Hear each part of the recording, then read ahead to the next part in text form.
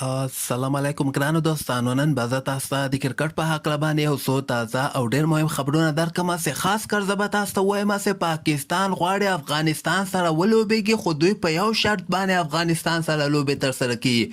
نوی خبر پاکستان نه راغلی ده، هغه به زه تاسو ته وایم. او بل به زه تاسو ته د هندوستان مشهوره لوبغاړی مهیندر سنګ دوني دغه بیا رحمان الله ګوربز ته څه مشوره ورکړې ده. او دې نه علاوه به زه تاسو ته دغه آی پی ایل کې ټیمونه هم وښیم چې کوم ټیمونه مخکې راونډ ته وتلي او کوم ټیمونه آوټ سوي دي. او بل به زه تاسو ته وایم چې سبا ته که خیر د افغانستان هغه زرغون جام چې کوم ده هغه کې مې یوه ډېره زبردسته لوبه ترسره کیدونکې ده. مهم معلومات در سره شریکوم. ویډیو تر اخره پورې وګورئ، په هر څه به تاسو پوه سئ. نو راځم اول زه تاسو ته وایم چې پاکستان غواړي چې موږ افغانستان سره لوبې ترسره کوو، خو که چېرته افغانستان تیار سي او دوی پاکستان ته سفر وکړي نو دغلته ورسره موږ تیار یو چې ولوبېږو.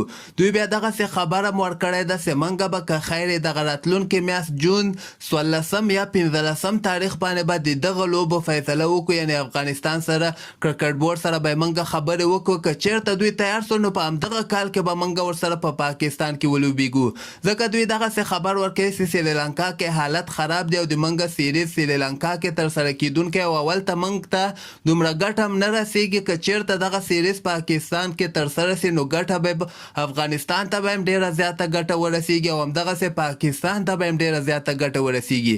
ځکه افغانستان وایي سپانسر نه لري، نو د موږ دلته ډېرې غټې غټې کمپنۍ دي چې هغوی دغه لوبې سپانسر کړي. نو که خیر دغه راتلونکې میاشتې کې به واضحه سي چې پاکستان او د افغانستان لوبې به په همدغه کال کې ترسره کیږي او دا به که بل کال ته اړول کیږي. که خیر دغه راتلونکي جون میاشتې 16 یا 15 تاریخ باندې به که خیر فیصله وسي. بل به زه تاسو ته وایم چې د هندوستان ډېر مشهوره لوبغاړی مهیندر سنګ دوني د بیا رحمان الله ګوربز سره کتلي دي. ګوربز ته ډېرې ښې مشورې ورکړې دي. ګوربز ته ویلي چې تا کې استعداد شته، ځوان لوبغاړی، یعنې خپل فټنس باندې ډېر زیات کار وکړه.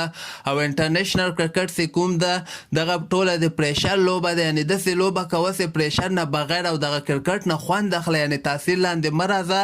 او ډېرې ښې مشورې ورکړې دي. ګوربز هم بیا ډېر زیات خوشحاله سوی ده او ده بیا دغسې لیکلي دي ګوربز چې ما مهیندر سنګ دوني سره کتنه کړې او ډېره ښې مشورې راکړې او راتلونکي لوبو کې به که خیر دغه مشورو نه کومې چې ما ته مهیندر سنګ دوني راکړي دي ډېر ګټور به ثابته سي او زه به دغه باندې حتما عمل کوم.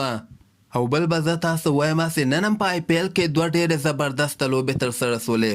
دغه غرمې ټایم کې چې کومه لوبه ترسره سوې وله دغه د چنای سوپر کینګ ټیم چې کوم ده هغوی د رشید خان ګجرات ټایټن سره لوبېدلې ول او دغه لوبه بیا ګجرات ډېر په اسانۍ سره ورنه ګټلې ده. او په دغه لوبه کې که موږ رشید خان بولینګ وګورو 4 اوورو کې یو لوبغاړی آوټ کړی ده او صرف یو 13 رنز یې ورکړي دي. هغه چنای سوپر کینګ ټیم چې کوم د اولې بیټینګ ترسره که صرف یو 14 رنز ټارګټ ورکړی او همدغسې د رشید خان دوی ټیم بیا په 8 وکټو باندې یعنې 20 اوور کې دغه ټارګټ پوره کړی. درې لوبغاړي هم آوټ سوي دي خو په 7 وکټو باندې دغه لوبه ګټلې. دویمه لوبه چې کومه ترسره سوې وله دغه د راجستان رویلز چې کوم د لکنو سره لوبېدلي ول، خو دغه لوبه بیا راجستان رویلز په 4 رنزو باندې ګټلې ده. 109 رنزه ټارګټ یې لکنو ته ورکړی او هغوی بیا ټول ټیم 150 رنزه کړي او ټول اوډونه هم ختم سوي، 8 لوبغاړي هم آوټ سوي دي.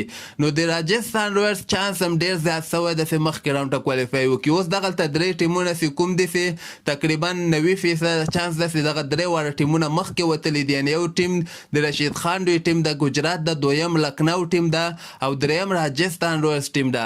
پاتې سول دغه کوم چې رویل چیلنجر بنګلور، دلی کیپیټل او پنجاب کینګ. دغه 3 ټیمونه کې به یو ټیم یعنې مخکې راونډ ته وځي او دغه بقایه نور ټول ټیمونه به که خیر اوټېږي. په دغه کې د فضل حق فاروقي دوی ټیم هم آوټ سوی، د محمد نبي دوی ټیم لپاره هم تقریبا امکانات ختم دي چې مخکې راونډ ته کوالیفای وکړي. او بل به زه تاسو ته وایم چې سبا ته که خیر د نجیب زدران دوی ټیم چې کوم ده هندوکش سټرایکرز، دغوی به د شرف الدین اشرف میوند ډیفنډر سره لوبېږي.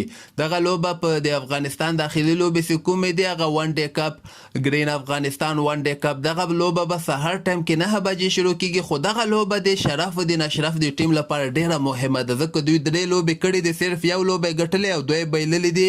سبا ته اخرنۍ لوبه ده، که چېرته دوی دغه لوبه وګټي نو امکان شته ده چې فاینل کې همدغه د نجیب دوی ټیم سره فاینل لوبه هم ترسره کړي. خو که چېرته دوی دغه لوبه وبایلله بیا د رحمت شاه دوی ټیم هم یوه لوبه پاتې ده هغوی که دغه لوبه بیا وګټي د رحمت شاه د ټیم او د شرف الدین اشرف د ټیم سبانۍ لوبه وبایلي نو دغسې به بیا د نجیب زدران د ټیم د رحمت شاه د ټیم سره فاینل لوبه ترسره کړي او دغه فاینل نه وروسته که خیر د افغانستان لوبډله هم اعلانېږي کوم بسې زیمبابوې سره دغه بله میاشته کې 53 ورځې لوبې او 15 شل ورځې لوبې ترسره کړي نو همدغسې تازه خبرو لپاره تاسو دغه چینل هم در سره سبسکرایب کولی سئ